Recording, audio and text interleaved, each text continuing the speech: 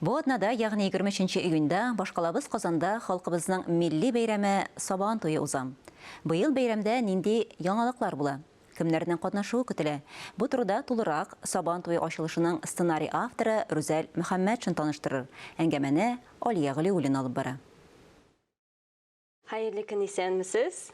Исәнмесез? Менә инде быелгы Сабан туйда якынлашып килә. Быел үзенчәлеге нәрсәдә булыр икән? Пәрдәне бер аз гына булса да ачык әле. Беренчедән, минем үзебезнең иҗат төркеме белән таныштырып узасым килә.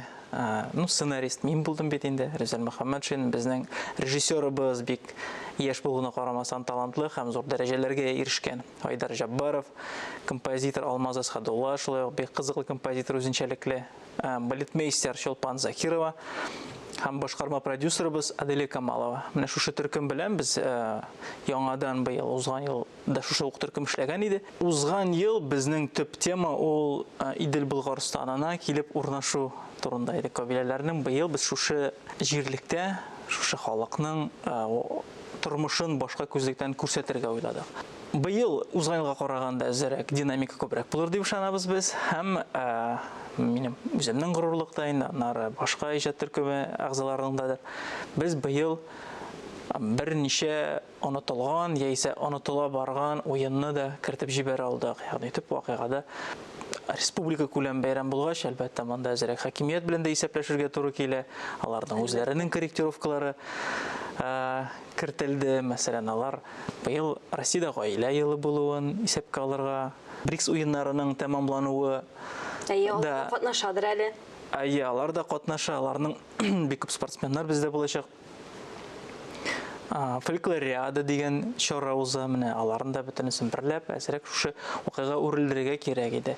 Сез бергәлектә команда белән эшләгәч, узган елда эшләдегез. Быел дискуссияларыгыз кызу булдымы, ничегрәк булды бу эшләр? Кызу булды, әлбәттә, чөнки икенче тапкыр эшләү һәрвакыт авыррак, күпкә катлаулырак. Мин үзем генә дә менә сценарийның 4 вариантын дип әйтәгәндә, 4 вакыйганы, 4 төрле сюжет линиясын тәкъдим итеп, менә берсенә туктадык. Шуңа күрә дискуссияларның әле хәзердә беткәне юк, дөресен әйткәндә, һаман нәрсәдер яхшыртасы, үзгәртәсе килә.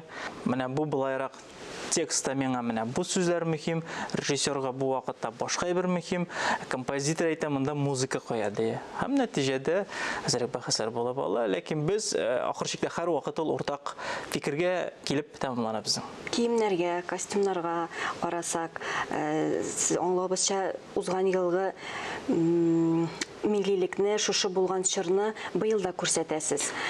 Дәвамы итеп инде яшәешен күрсәтәсез. Костюмнарга менә караш ничегрәк булды? Яңалар тегелдеме? Әлбәттә, безнең декорациялар яңа костюмнар, вакытта бераз соңрак бара, берәр гасырга куядыр. Ләкин гомумән шул контекстта, Идел Болгарстаны аның дәүләтнең читендәге бер кичкенә катау, кичкенә бер шундый кирмәндә бара. Авыл белән шәһәр арасында торган шундый бер торак пункт. Гаилә елы бит инде Россиядә быел игълан ителде, һәм БРИКС уеннары да бара, һәм Сабан туена туры киләләр. Менә аларга бәйләнешле ягында ачып китсәгез иде бераз.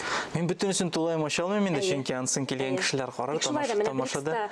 БРИКС уеннарында катнашучылар киләме, алар карап утыручымы, уеннарда махсус катнаштырасымы ничегрәк?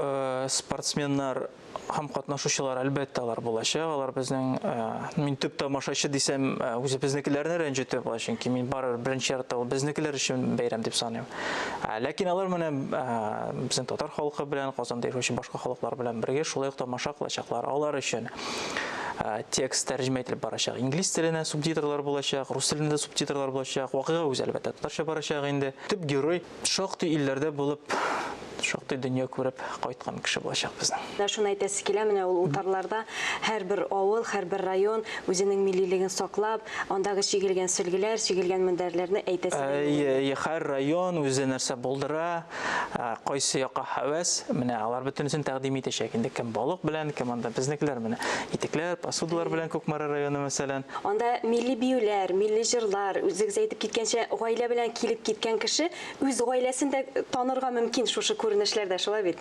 Әлбәттә, ул гомумән минемчә шулай ук бәйрәмнең төп һәм мөһим өлешләреннән берсе. Мин үзем дә шәхсән гаиләм белән ул утарларны бер урап чыгарга яратам. Бигрәк тә балалар белән барганда менә һәр район турында сөйләп була. Яисә безнең халкыбызның, Татарстанда яшәгән халыкларның төрле һөнәрләре турында. Алар бит менә күз алдында, менә монда итек басалар, менә монда балыкчылар, менә монда тагын нәрсә дип. Ягъни безнең бөтен 1000 еллар буе дәвам иткән культурабызны, мәдәниятебезне күрсәтерлек бик шәп мөмкинлек. Ул кунакларга да кызык булачак, минемчә, ел саен безнең рәисебезгә дә бик кызык, ул бик яратып йөри бу утарларда. Һәм үзебезгә, казанлыларга, татарстанлыларга да, әлбәттә. Инде милли Сабан туебыз бу елны да шундый матур итеп, миллилеген саклап калып узсын иде дигән теләктә калабыз. Амин, рәхмәт, шулай булсын.